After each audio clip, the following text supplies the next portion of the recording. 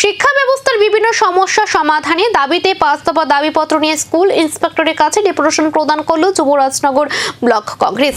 উত্তর ত্রিপুরার ধর্মনগর মহকুমার হাফলংস্থিত যুবরাজনগর স্কুল ইন্সপেক্টর কার্যালয়ে ডেপুটেশন প্রদান করা হয়। স্কুল ইন্সপেক্টর সীমান্ত পালের হাতে স্মারকলিপি তুলে দেন কংগ্রেস নেতৃত্বরা। এদিন উপস্থিত ছিলেন উত্তর জেলা কংগ্রেসের প্রাক্তন জেলা সভাপতি দিগ্বিজয় চক্রবর্তী, যুবরাজনগর ব্লক কংগ্রেস সভাপতি সচিন চৌধুরী সহ বহু নেতাকর্মী। কংগ্রেসের অভিযোগ, বহু বিদ্যালয়ে শিক্ষক সংকট চরমে পৌঁছেছে এবং ছাত্রছাত্রীরা মানসম্মত শিক্ষা থেকে বঞ্চিত হচ্ছে।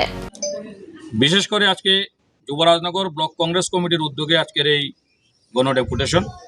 এই গণডেপুটেশনে যুবরাজনগর ব্লক কংগ্রেস কমিটির সম্মানিত সভাপতি সচিন চৌধুরী রয়েছেন, আমাদের সঙ্গে রয়েছেন প্রাক্তন যুবরাজনগরের প্রাক্তন ব্লক কংগ্রেস সভাপতি সুভাষ পাল, সাথে রয়েছেন যেহেতু যুবরাজনগর স্কুল ইন্সপেক্টর অফিস আমাদের বাগবাসা বিধানসভা কেন্দ্রের 5টি গ্রাম পঞ্চায়েত মিলে রয়েছে।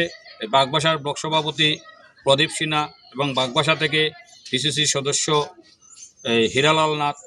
আমাদের দাবিগুলি কতটা দ্রুত বাস্তবায়ন হয় নাকি আন্দোলনের পথে আরো কঠোর অবস্থান নেবে কংগ্রেস, সেদিকে এখন নজর শিক্ষা মহলের।